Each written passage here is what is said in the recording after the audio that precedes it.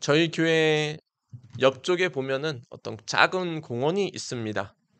그 공원에는 이제 해마다 이 봄, 여름이 되면은 다양한 꽃들을 심어 가지고 그 공간이 나름대로 큰 공간인데요. 한 1000평 되려나? 1000평 좀 안 되는 것 같아요. 그 공간에다가 꽃을 다 이렇게 심습니다.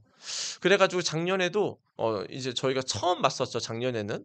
보면서 이야, 정말 전에는 겨울에는 허벌판이었고 별거 없는 그런 황무지 같은 땅이어서 '아 참 땅이 아깝다.' 그런 생각을 하고 있었는데, 이제 봄이 지나고 여름쯤이 되니까 아주 예쁜 코스모스가 이렇게 피는 걸 보면서 '와, 또 나름대로 이렇게 또 이렇게 좋은 땅으로 이렇게 활용되고 있구나.' 그런 걸 저 보면서 또 감동을 했었던 적이 있습니다. 그런데 올해는 이상하게 좀 꽃이 조금 느리게 좀 피어나는 것 같습니다. 그래 가지고 이게 언제 좀 이렇게 올라오려나 그 공원에 있는 꽃이요. 그래서 좀 지나갈 때마다 한 번 보고 또 두 번 보고 그렇게 했었는데 잘 안 피어나다가 이제는 완전히 이제 그 코스모스하고 또 다양한 꽃들이 아주 예쁘게, 그리고 아주 넓게 잘 퍼져 가지고 '정말 참 잘 자랐다. 또 다행이다.' 그런 생각이 조금 들었습니다. 맞습니다. 우리는 무엇인가를 심으면 그것이 자라나기를 우리가 기대합니다.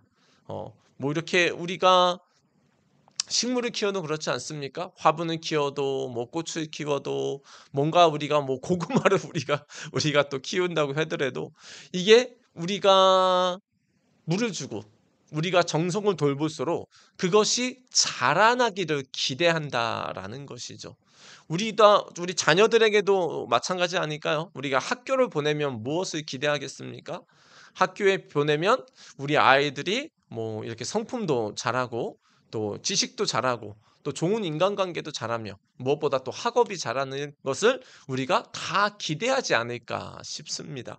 저도 지금 이제 영어 공부를 조금 시작했습니다.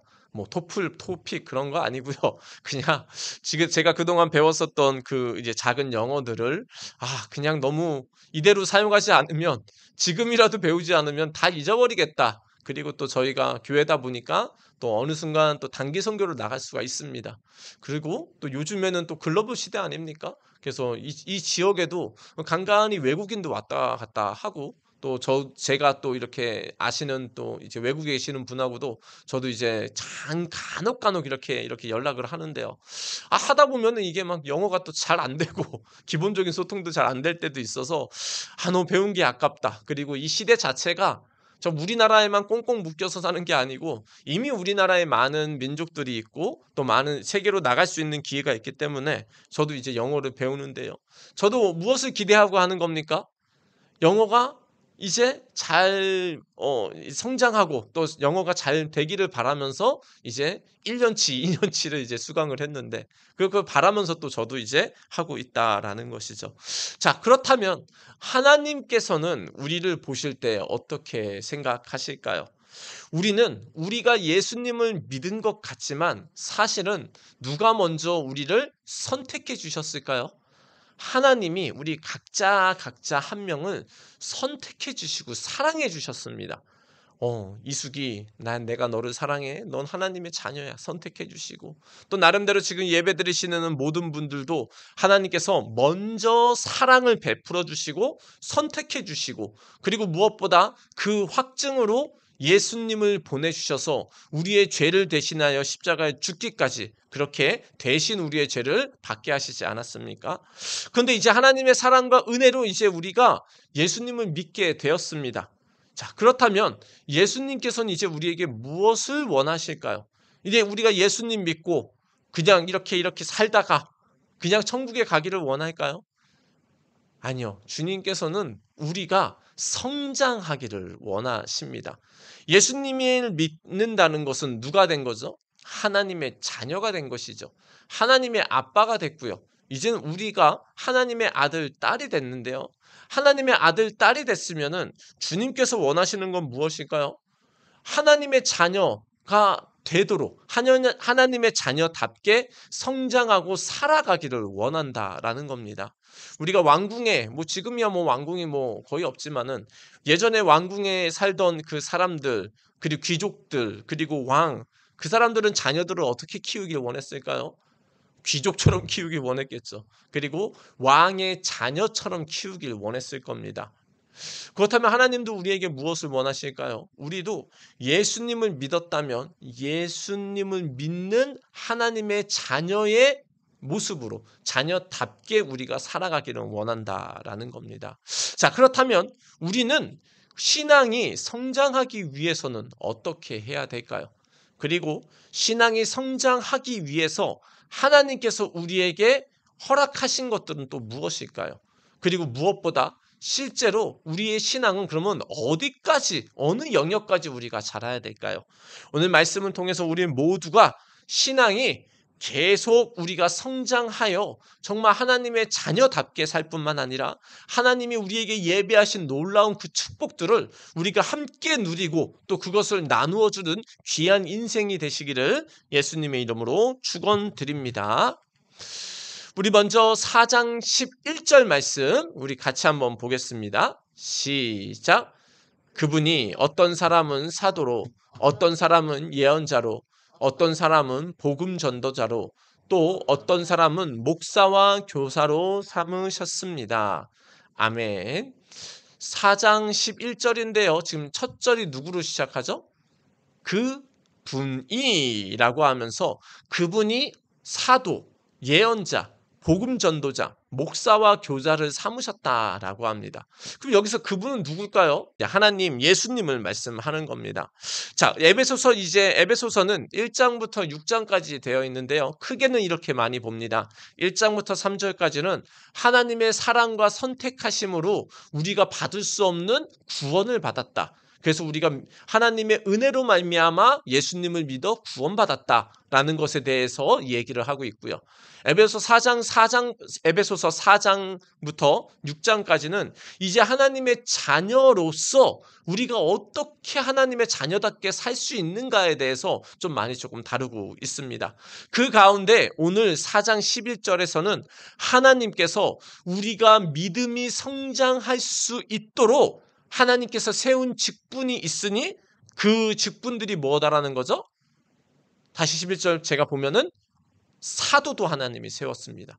사도라고 하면은 예수님을 직접 만나고 보고 배웠던 그 사람들. 예를 들면 베드로 이렇게 예수 12제자 있지 않습니까? 그분들을 이제 사도라고 하는 거죠.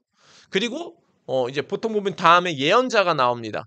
예언자는 이분도 결국은 하나님이 주시는 말씀을 전하는 겁니다. 결국은 성경 말씀을 전하는 건데 특별히 과거에 구약에서 예언자는 하나님께서 뭔가 긴박할 때 뭔가 심판이 오거나 뭔가 특별히 지금 위급한 상황이나 꼭 정말 강조해야 될 때 그렇게 하나님의 말씀을 전했던 사람들을 예언자라고 하죠. 그래서 에스겔이나 예레미야 등등등 있지 않습니까? 다 하나님의 말씀을 전하는 사람인데 급박하게 뭔가를 전해야 될 필요가 있을 때 했었던 분들이 예언자입니다. 그리고 또 복음 전도자가 있습니다. 이 복음 전도자는 누굴까요? 아마 순회 전도자 같습니다. 순회 전도자는 저처럼 한 지역에 뿌리 내려서 말씀을 전하고 성도를 양육하는 게 아니고 이분들은 전 세계를 다니면서 복음을 증거하는 겁니다. 우리나라도 가서 예수님을 증거하고 일본에 가서도 예수님을 증거하고 미국에 가서도 복음을 증거하고 미국으로 따지면은 유명했던 우리 빌리 그레암 같은 분 그리고 또 우리나라에 또 이제 많이 있었던 그 어떤 더 부흥사분들 그런 분들이 다 이제 복음 전도자에 속하다라고 지금 할 수 있습니다. 그리고 또 하나님이 누구를 세웠냐 마지막으로 보면 목사와 교사를 세웠다라는 것이죠. 그래서 여기서의 목사는 특별히 지역에서 하나님께서 맡은 그 이제 양들을 돌보고 키우고 이렇게 신앙이 성장하도록 세운 게 바로 이제 목사다라는 겁니다. 그래서 하나님께서 우리가 신앙을 성장할 수 있도록 하나님께서 선물을 주셨는데 그 선물이 누구냐? 바로 목사, 이제 예언자, 복음 던조다 같은 그런 직분을 주셨다라는 겁니다. 물론 이 말씀은 어떤 목사가 그래서 내가 하나님께 선택된 사람이야, 절대 이런 말씀이 아닙니다. 이런 교만하라고 하는 주신 말씀이 아니고, 하나님께서 그 직분을 주셨고 그 직분을 통해서 당연히 목사는 아주 겸손하고 책임감 있게 성도들을 사랑하고 돌보고 신앙이 성장할 수 있도록 하는 역할을 해야 되는 것이죠. 자, 그렇다면 성도들은 어떻게 해야 될까요? 하나님께서 각 지역마다 그 세우신 그런 이제 목사, 복음 전도사, 그 다양한 사람들을 통해서 어떻게 하기를 원합니까? 바르게 배우고 신앙이 성장하기를 원한다라는 것이죠. 그래서 어떤 사람들은 그럽니다. 목사는 우리 사람들이 세우는 거야. 맞아요. 사람들이 투표를 하는데, 사실은 그 목사라는 직분 자체는 무엇이냐? 하나님께서 우리의 신앙이 성장할 수 있도록 하나님께서 베풀어 주신 직분이다라는 것입니다. 자, 그래서 그 목사는 그러면 어떻게 해야 될까요? 자, 4장 12절 말씀 다시 한번 같이 한번 읽습니다. 시작. 그것은 성도들을 준비시켜서 봉사의 일을 하게 하고 그리스도의 몸을 세우게 하려고 하는 것입니다. 아멘. 자, 그것은 이라고 했는데요. 12절입니다. 그것이라는 것은 뭐죠? 11절에 지금 하나님께서 다양한 그 직분을 세운 것은 그것을 말하는 거죠. 왜 목사와 복음 전도자를 세웠냐? 그 이유를 첫 번째 뭐라고 하죠? 성도들을 뭐 하는 거죠? 준비시키기 위한 거다라는 겁니다. 목사 그리고 복음 전도자를 세운 이유는 그 목사, 전도사 뭐 다양한 이제 직분을 통해서 무엇을 하는 거냐? 성도들이 준비될 수 있도록 하는 겁니다. 그 준비한다는 건 뭐죠? 준비한다는 것은 무엇을 하기 위해서 뭔가 갖추게 하는 거다라는 것이죠. 뭐 만약에 전쟁이라고 하면 뭘까요? 전쟁이라고 하면 훈련을 얘기하는 것이겠죠. 뭐 다양한 이제 육체적인 그런 훈련도 이렇게 군인들 해야 될 것이고, 그리고 어떤 사람들은 어떤 작전 지도를 보는 것도 배워야 될 것이고, 뭐 통신병들은 어떤 전자 그런 것도 다룰 수 있어야 될 것이고, 뭐 다양하게 우리가 훈련을 통해서 전쟁을 할 수 있는 준비를 하는 것이 또 군인 아닙니까? 자, 그렇다면 성도들을 준비시킨다라는 것은 하나님께서 성도들을 통해서 무언가를 하기 원한다라는 거죠. 그래서 목사를 통해서 준비시키는 건데, 그 일이 뭡니까? 성도들이 뭘 하라고요?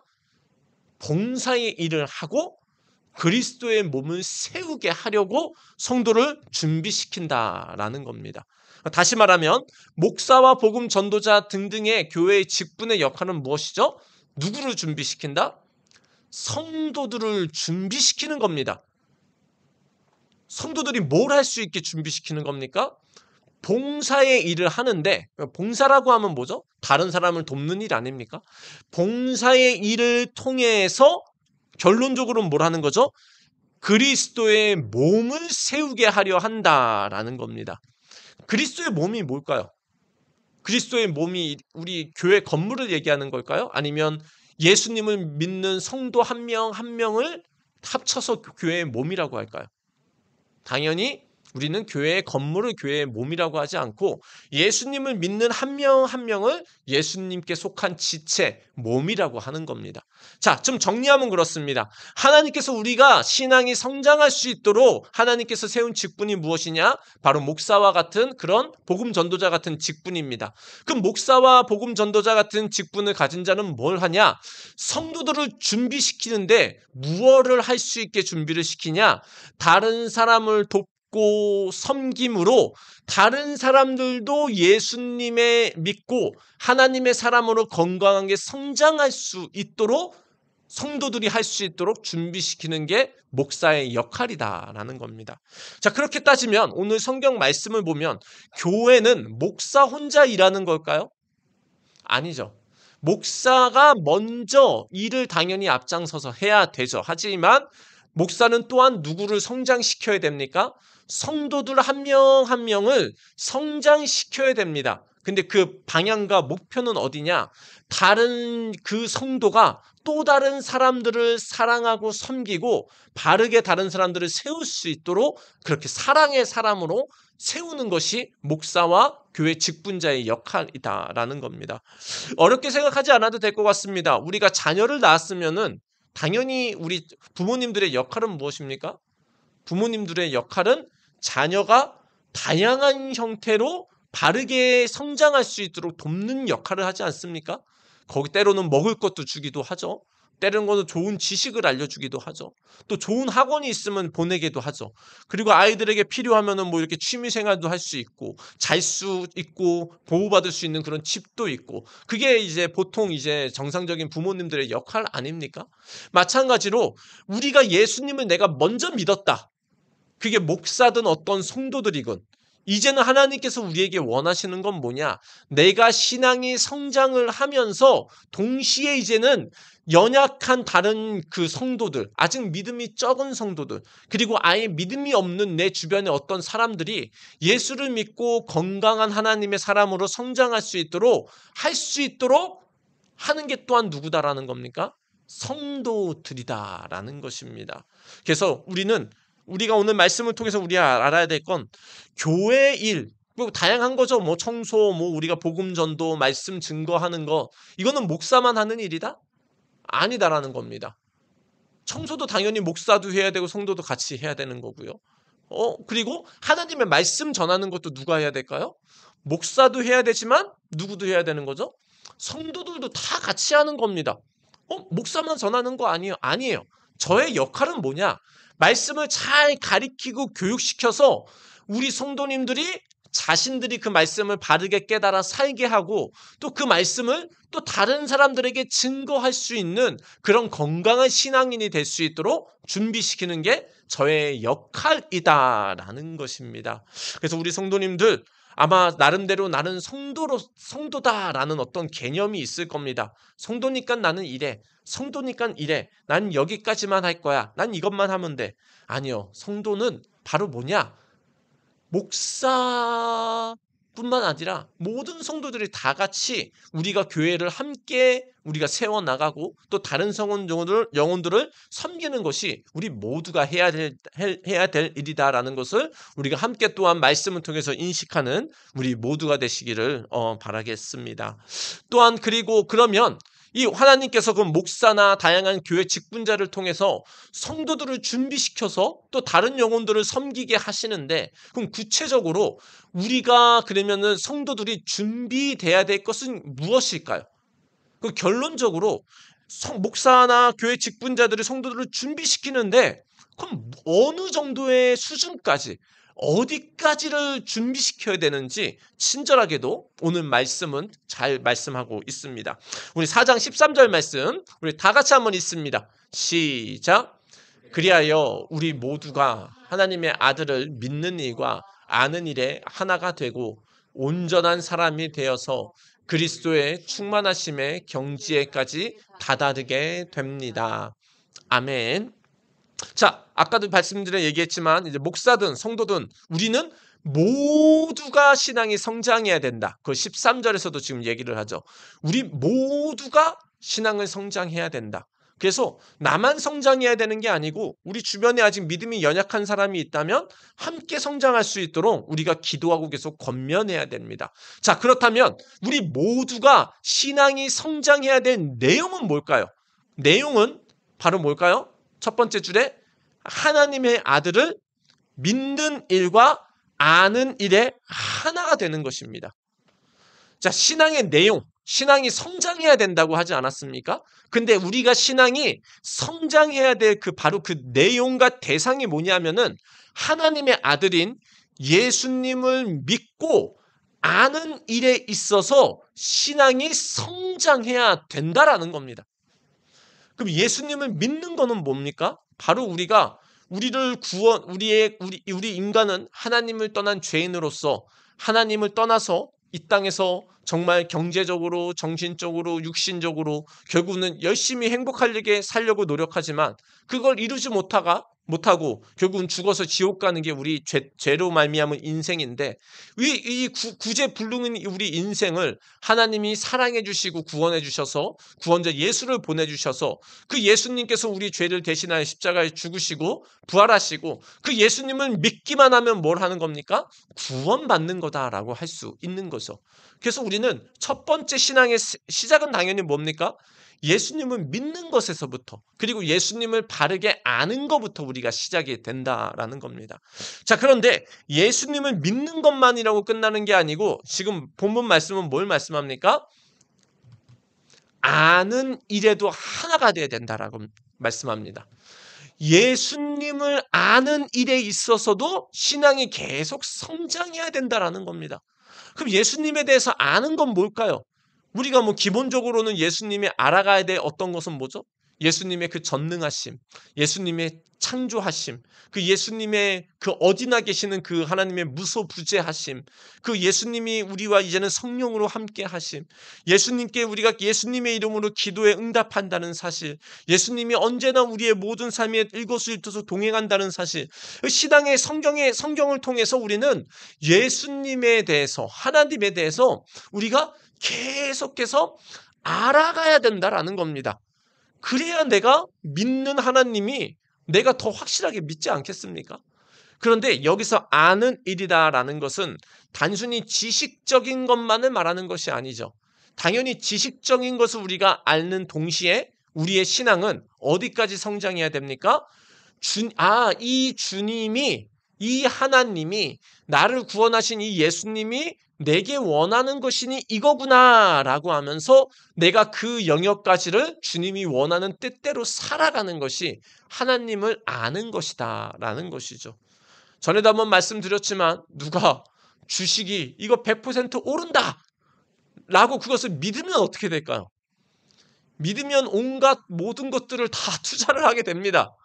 그게 사실이든 사실이 아니든 세상에서도 내가 그것이 신뢰가 가고 믿어지면은 내 모든 것들을 다 팔아서라도 투자를 합니다.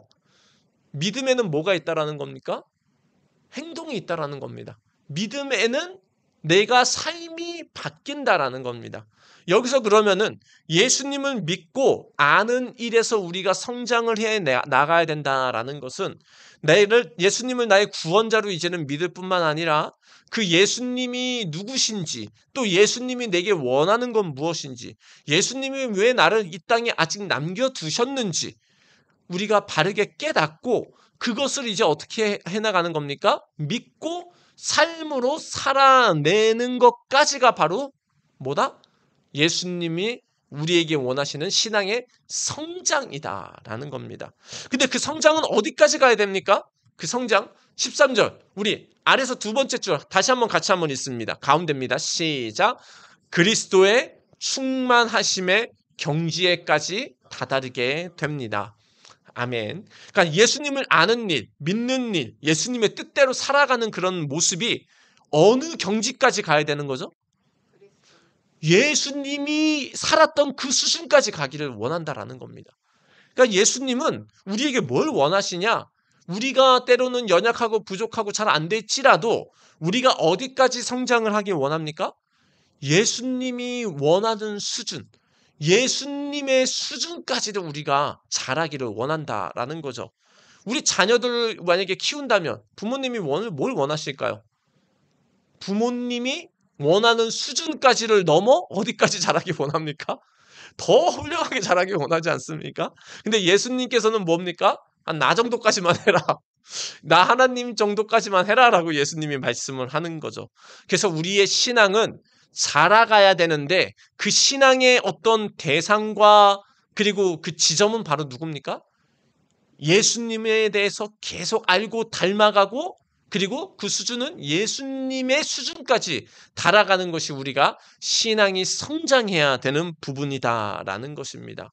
우리가 신앙 성장에 있어서 우리 성도님들 다른 어떤 것을 떠나서 첫 번째 우리가 신앙에 성장해야 될 부분은 무엇이냐?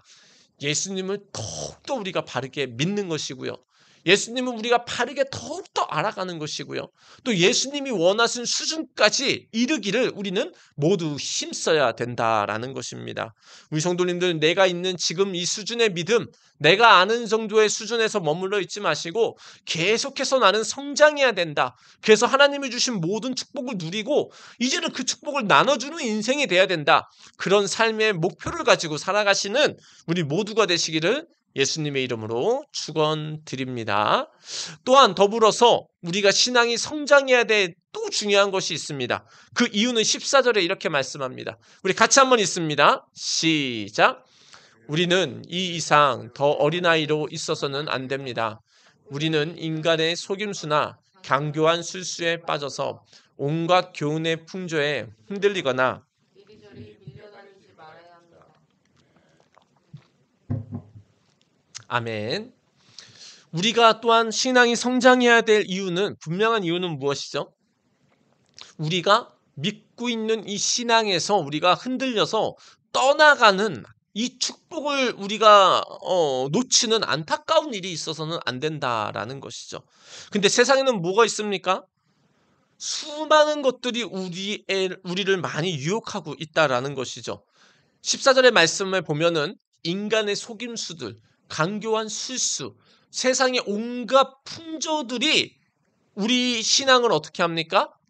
바르게 하지 못하도록, 바르게 신앙생활을 하지 못하도록 우리를 유혹하고 흔든다라는 겁니다.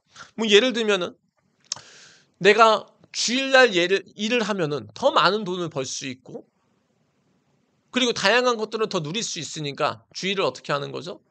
뭐 주일 한번 빠지면 어떠나 라고 생각할 수 있다라는 것이죠. 그게 뭐죠? 세상의 강교한 속임수와 세상의 온갖 풍조의 교훈이다라는 것이죠. 주님이 원하는 건 무엇입니까? 주님이 우리에게 허락하신 그 주일날, 우리가 예수님이 나를 위해 십자가에 죽으시고 부활하신 사실을 기억하면서 주님을 찬양하고 경배하고 주님으로부터 음성을 듣고 성경 말씀을 배우고 또 하나님께 새 힘을 얻어서 우리가 또 한 주간 살아가기를 원하는 거죠. 그런 식으로 하지만 세상의 많은 유혹들은 우리가 하나님으로부터 이 주일날 새 힘과 은혜를 공급받는 것을 계속 막고 벗어나도록 유혹을 한다라는 겁니다. 우리는 거기서 있어서 그래서 주일날 예배드리는 거에 있어서는 내가 예수님을 믿는다면 정말 흔들리지 말아야 됩니다. 왜냐? 이 주일이 기본을 통해서 하나님을 만나고 경험하고 체험하고 알아가기 때문에 이 주일이 흔들린다. 이거는 제 신앙이 지금 흔들린다라고까지도 할 수 있기 때문이죠. 또 뭐 어떻습니까? 또한 세상을 살다 보면 또 어떨까요? 우리가 때로는 뭔가 사업을 하거나 사람들과 관계를 하다 보면 내 유익을 위해서 거짓말을 할 때가 있지 않습니까? 근데 그것이 처음에는 왜 거짓말을 할까요? 잘 될 것 같으니까. 거짓말을 하면 나한테 더 유익이 있을 것이니까 우리가 거짓말을 합니다. 하지만 사실은 어떻죠?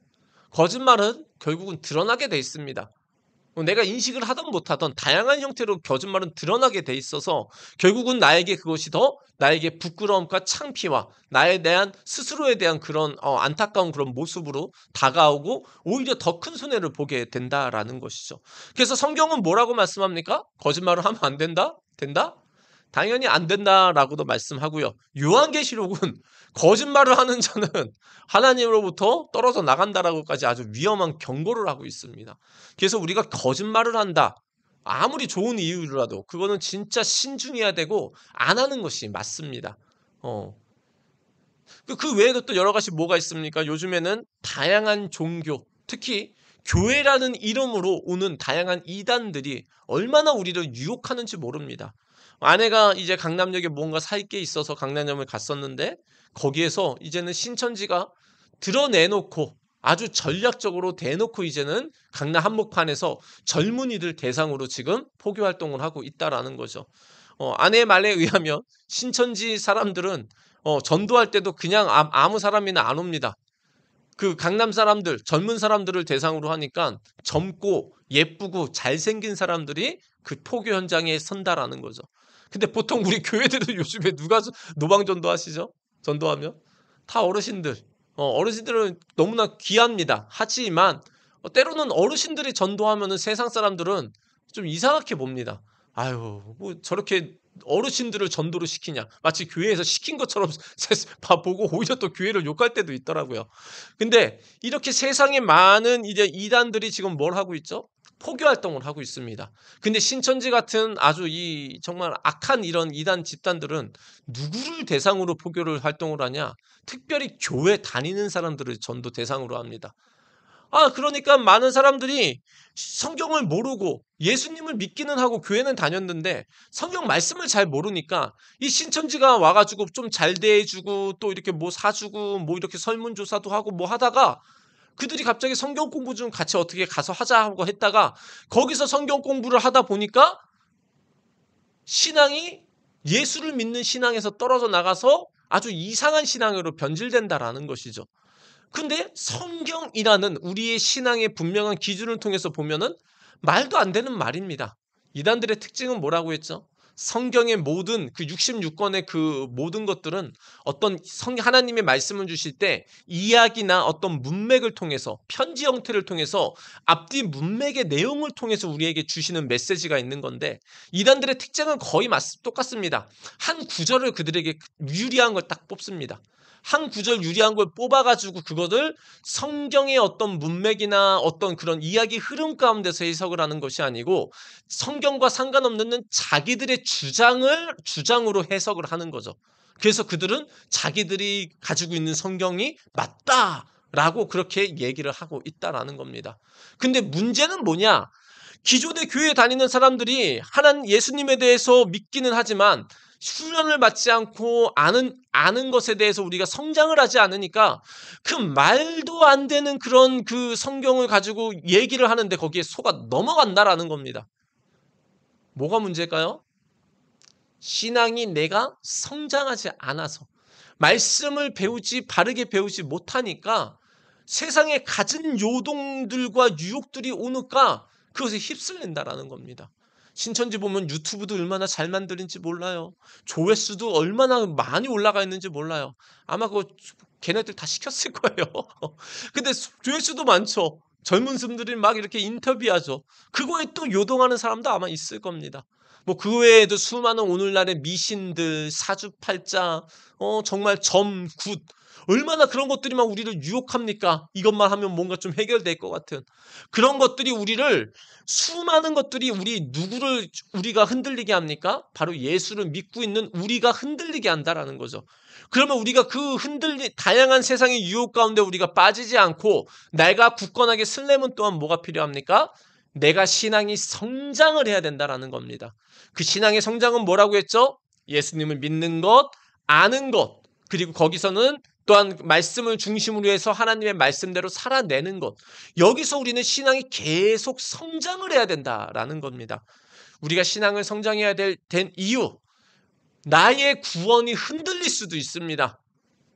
물론 구원은 하나님의 선택하신과 은혜지만 잘못하면 내가 이 구원에서 계속 우리가 흔들려서 하나님이 주신 은혜들을 우리가 맛보지도 못하고 누리지도 못하고 아주 이상한 신앙이 될 수 있다라는 것이죠. 우리 성도님들, 우리가 신앙이 성장해야 될 두 번째 이유가 무엇이죠? 내 자신을 지키기 위해서 계속해서 우리는 하나님의 말씀도 배우고 신앙이 계속해서 성장해야 된다라는 것입니다. 우리 세 번째로 또한 우리가 또 살펴봐야 될 신앙의 성장의 모습에 있어서는 우리는 그러면 어떤 면에서 내용에 있어서는 예수님을 계속 알아가고 배워가고 알아가야 되는데 그러면 어떤 면에서 우리의 신앙이 우리가 더 넓혀져야 될까요? 우리 15절 말씀 같이 한번 읽습니다. 시작. 우리는 사랑으로 진리를 말하고 살면서 모든 면에서 자라서 머리가 되시는 그리스도에게까지 다다라야 합니다. 아멘. 신앙 성장의 대상은 분명히 예수님이고 성경 말씀인데 그것을 받아들여서 우리는 어느 면에서 자라야 됩니까? 모든 면에서 예수님이 원하시는 수준까지 다다라야 된다는 겁니다. 모든 면을 그러면 어떻게 좀 해석 받아들이면 좋을까요? 어렵지 않습니다. 우리의 살아가는 하루를 볼까요? 우리가 말하고 있잖아요. 말도 누가 원하는 수준까지 가야 되죠? 예수님이 원하시는 수준까지 가야 됩니다. 그럼 말로 보면은 예수님이 불평을 하기 원할까요? 감사하게 하기를 원할까요? 불평을 하기보다 주어진 것에 감사하기를 원하는 거죠. 그럼 내가 입술이라는 말이라는 영역에 있어서는 예수님이 원하는 것은 이런 불평 불만하는 것이 아니라 주님께 감사하고 오히려 부족하면 기도하는 입술이 되기를 주님이 원한다라는 겁니다. 우리 입술에 있어서도 주님은 예수님이 원하시는 말을 하기 원한다라는 거죠. 자, 그러면은 우리가 어떤 이제 일을 하는 부분에 있어서는 어떨까요? 내가 어떤 직장의 일, 내가 주어진 일, 학생들은 학생의 일, 뭐 공부하는 것, 그런 부분에 있어서는 예수님이 뭘 원하실까요? 예수님도 어떤 직업을 가지셨다? 목수였다라는 거죠. 그리고 아주 열심히 아주 일하셨을 겁니다. 왜? 증거가 뭐냐? 예수님이 공생의 3년 사역을 하시는 거 보니까 그렇게 열심히 하실 수가 없어요. 기도도 열심히 하셔. 사역도 열심히 하셔. 막 이제 예루살렘에서 저 갈릴리까지 막 다 계속 걸어 다니시고 건강하시고 너무 열심히 하셔. 예수님은 공부를 하셨던 일을 하셨던 최선을 다해 열심히 하셨습니다. 그리고 누가복음 2장에 보면은 이미 예수님께서는 이미 초등학교 나이 때 뭘 하셨습니까? 성전에서 그 성경 선생님들하고 같이 얘기를 할 수 있는 수준이었습니다. 성경에 대해서 해박하고 세상의 어떤 지식에 있어서도 굉장히 해박해 하셨던 게 예수님이다라는 것이죠. 그럼 우리가 일하는 영역, 그 부분에 있어서도 우리는 일을 어떻게 해야 됩니까? 최선을 다해야 됩니다. 할 수 있으면 어느 수준이요? 내 분야에 있어서 전문가가 될 정도로. 그래서 어떤 분은 그렇게 얘기하더라고요. 우리가 모두가 1%까지는 들어갈 수 없다. 하지만 열심히 하면 몇 %는 들어갈 수 있다? 25%까지는 들어갈 수 있다고 합니다. 아무리 우리가 대단한 큰 능력은 없어도 내게 주어진 것들을 최선으로 다하면 그 영역에서 25% 안에까지는 들어가서 우리가 여전히 좋은 선한 영향력을 떨치며 우리가 살아갈 수 있다라는 겁니다. 우리가 또 그러면 또한 건강의 영역을 보도록 합시다. 우리가 건강 관리를 어떻게 해야 될까요? 우리 몸 관리. 예수님, 아까 제가 잠깐 말씀드렸지만 예수님은 예루살렘에 있다가 갈릴리 가시고 갈릴리 있다가 또 이렇게 예루살렘으로 오시고, 예수님은 얼마나 건강하셨는지 배를 타셨을 때 멀미는 안 하셨던 것 같아요. 제자들이 배를 움직일 때 예수님은 그러면 건강하셨을까요? 건강하지 않으셨을까요? 건강하셨어요. 그럼 예수님이 건강하셨으면 우리도 건강을 어떻게 관리해야 될까요?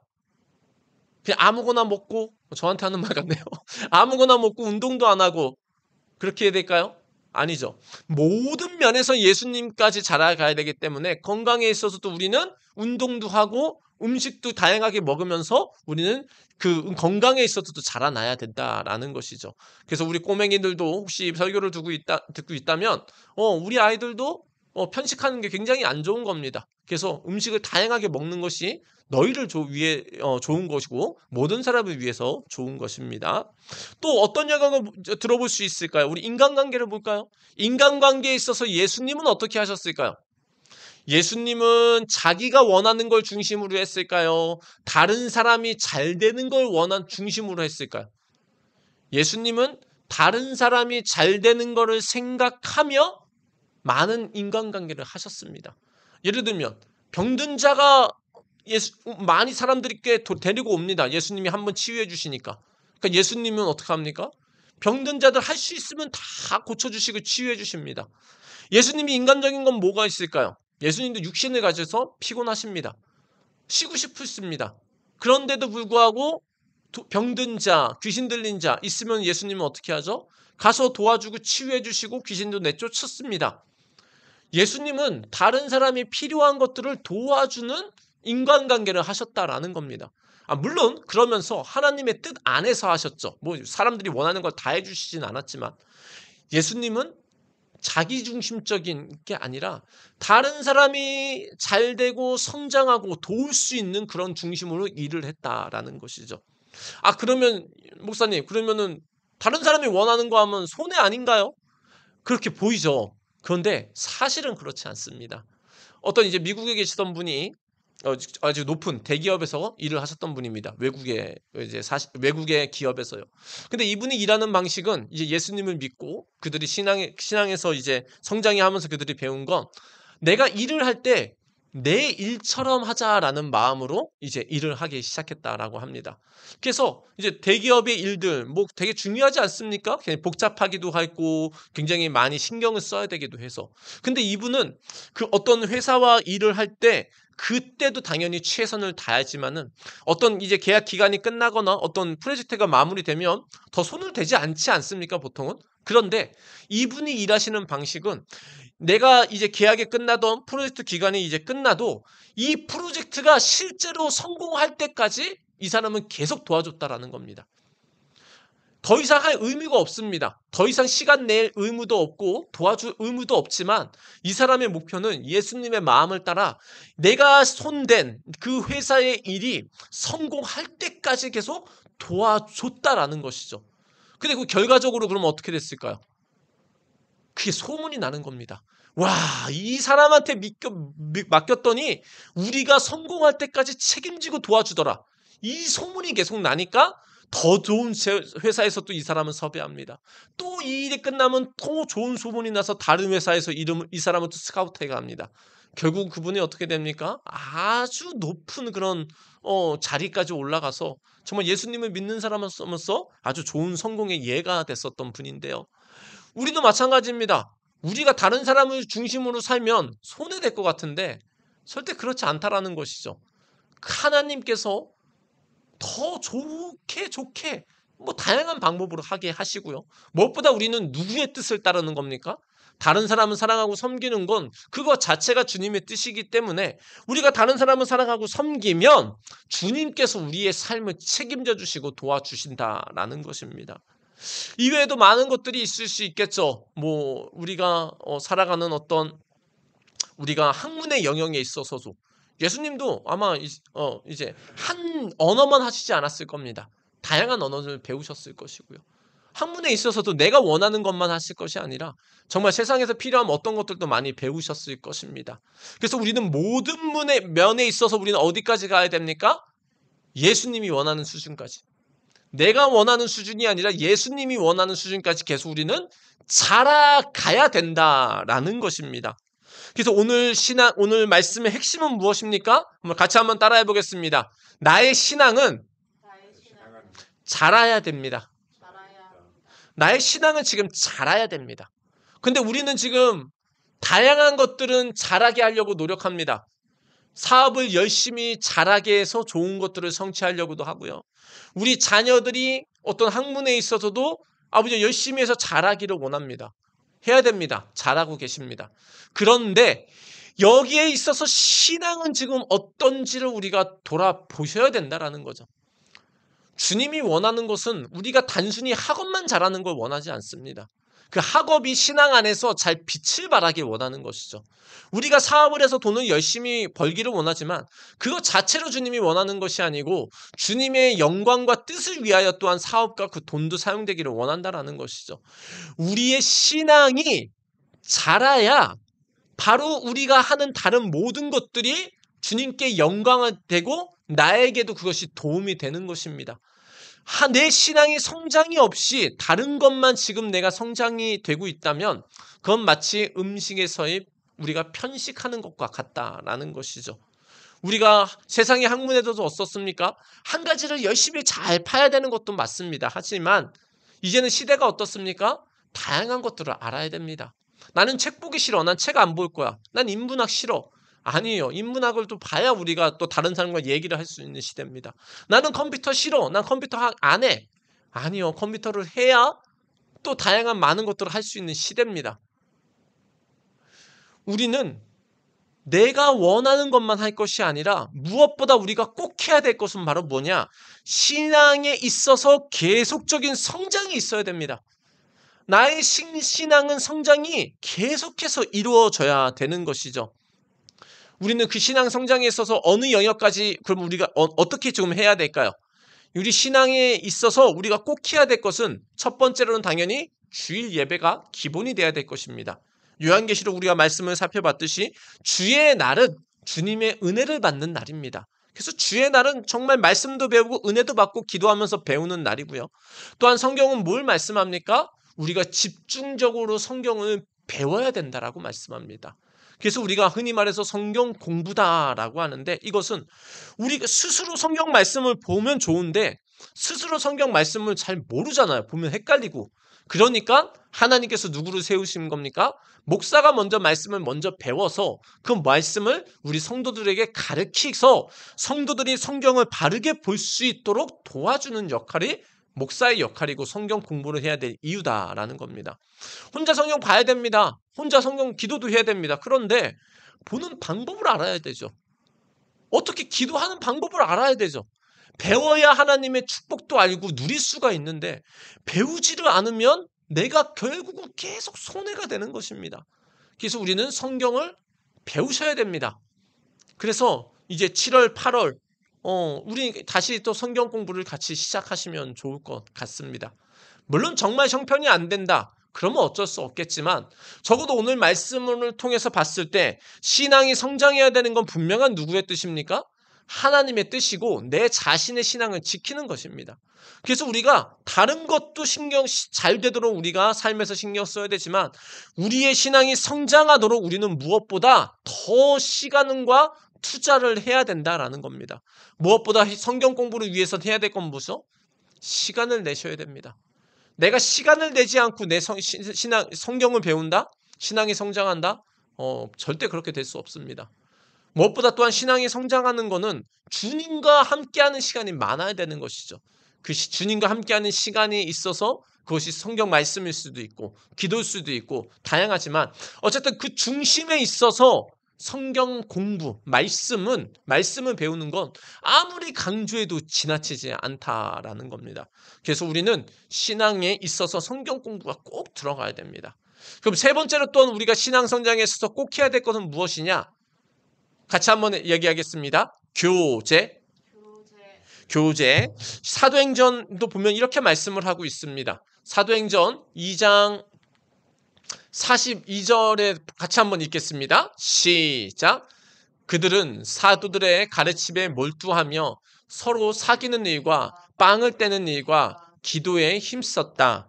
아멘. 사도행전 2장이라고 하면 예수님이 하늘로 올라가신 이후에 교회가 시작될 때의 그 모습인데 교회가 시작될 때 그들의 신앙의 형태의 모습을 보니까 어떻습니까? 사도들의 가르침을 따라, 그러니까 예수님의 가르침, 말씀의 가르침에 몰두했다라고 합니다. 동시에 뭘 했냐? 서로 뭐 했습니까? 사귀는 일을 했다라는 겁니다. 교제했다라는 겁니다. 인간관계를 했다라는 겁니다. 그런데 신앙 안에서 예수님을 믿는 사람들이 하나님의 말씀을 바르게 배우면서 예배하는 가운데 여전히 했던 게 뭐죠? 서로 사귀는 일을 했다라는 겁니다. 서로 사귀는 일은 뭘까요? 말 그대로 서로 인간관계를 했다라는 겁니다. 근데 어디에 안에서요? 신앙 안에서요. 근데 여기서의 신앙 사귀는 것은 어떤 단순히 사교의 역할이 아니었죠. 예수님이 원하는 인간관계는 아까 뭐라고 우리가 잠깐 살펴봤죠? 다른 사람을 사랑하고 섬기고 잘되게 하는 것이 예수님의 섬김이죠. 그럼 여기서 서로 사귄다라는 것은 교회 안에서 신앙이 성장하면서 서로 사귄다라는 건 바로 무엇입니까? 우리 교회 안에, 내 주변에, 우리 같은 성도 안에, 우리 주변에 힘든 사람은 없는지 살펴보고 도와주는 겁니다. 저 사람이 좀 요즘에 어떤 게 필요한 게 없나? 돈이 필요한 건 없나? 건강이 필요한 건 없냐? 자녀들에게 어떤 문제가 없나? 서로 도움이 될 것을 살펴보는 겁니다. 마치 가족처럼요. 그래서 사실은 예수를 믿는 사람은 가족입니다. 우리가 인정하던 안 하던 예수님이 우리의 아버지이기 때문에 우리는 한 가족입니다. 그게 어떤 인간적인 친인척 그런 것을 떠나서요. 그래서 우리의 교제는 어디냐? 서로 사귀는 일인데 서로 사귀면서 서로에게 필요한 게 없는지 도움을 줄 건 없는지 우리가 그렇게 돼야 된다라는 거죠. 근데 이렇게 서로 간에 도움이 필요한 건 없는지 도울 건 없는지를 살펴보며 살아가면 어떻게 될까요? 아주 행복해지는 겁니다. 내가 때로는 힘들고 어려울 때는 누가 나를 일으켜줍니까? 다른 성도가 나를 위해 기도해주고 나를 도와줍니다. 그렇게 일어나는 겁니다. 근데 내가 이제 평안합니다. 기쁩니다. 그러면 이제 어떻게 되는 거죠? 다른 사람이 힘들고 어려운 걸 살펴보는 겁니다.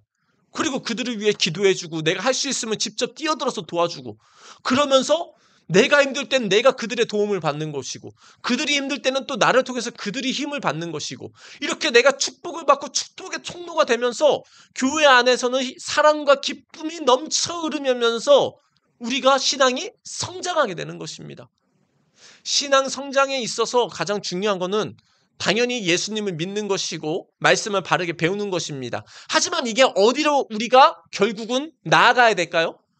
모든 면, 특별히 우리가 사람들과 살아가는 인간관계에 있어서까지도 우리가 나아가야 되는 거죠. 이 말씀을 봤을 때 가나안 성도들을, 흔히 말해서 지금 온라인 예배만 드리시는 분들은 잘못된 형태의 지금 신앙생활을 하고 있는 겁니다. 그것만 한다면 잘못된 신앙의 형태가 되는 겁니다. 나는 어떤 목사님의 설교 말씀이 좋아. 나는 집에서도 성경 말씀 볼 수 있어. 난 나 혼자 신앙생활 할 수 있어. 반만 맞는 겁니다.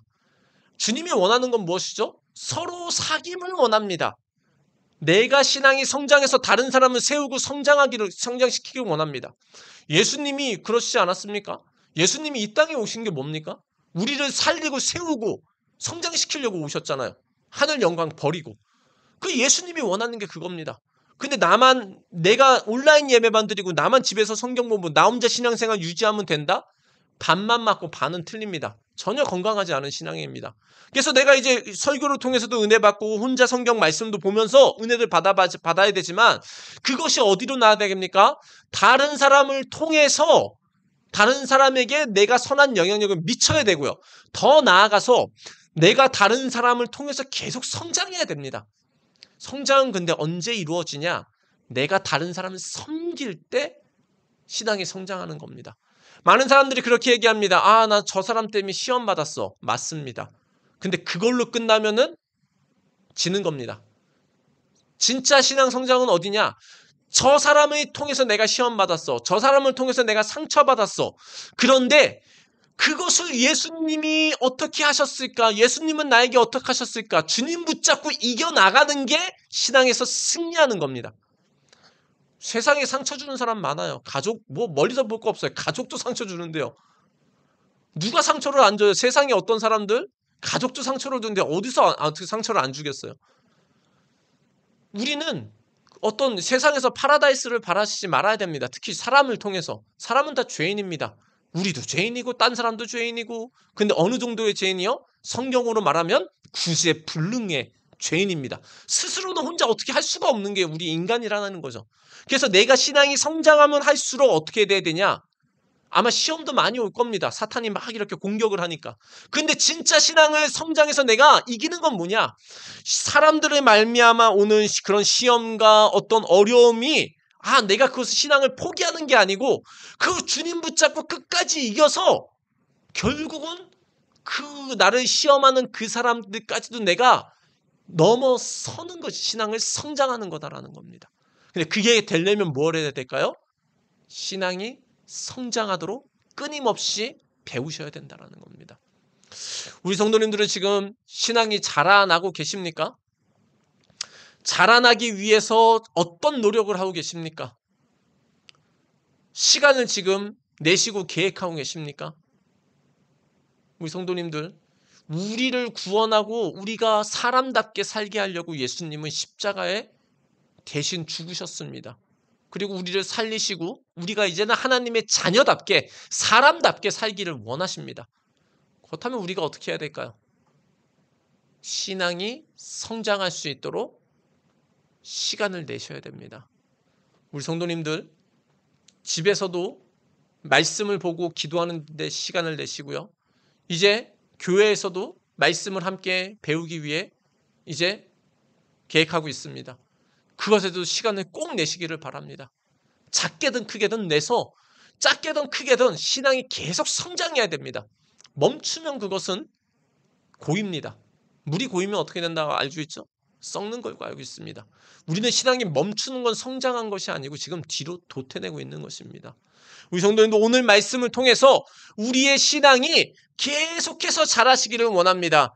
예수님을 더욱더 알고 믿고 그 모든 면에서 예수님을 잘 나가시되 무엇보다 그것에 있어서 참 성경 말씀을 함께 배움으로 우리 모두가 신앙이 성장해서 정말 주님이 기쁘시게 하는 아름다운 신앙인으로 자라시는 우리 모두가 되시기를 예수님의 이름으로 축원드립니다.